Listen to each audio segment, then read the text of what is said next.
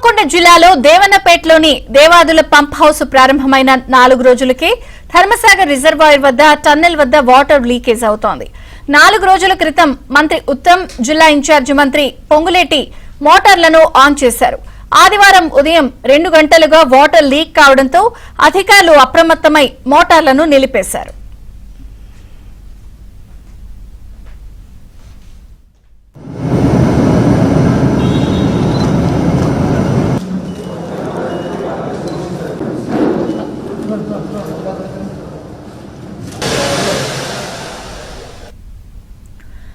మళ్లీ 2 రోజుల్లో లీకేజీని సరిచేసి ఆ తర్వాత మోటార్లు ఆన్ చేస్తామని నీటిపారుదల శాఖ అధికారులు తెలిపారు.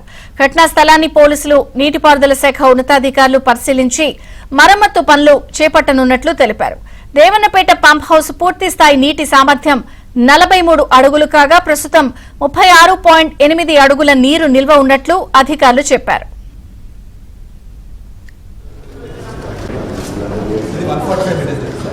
Final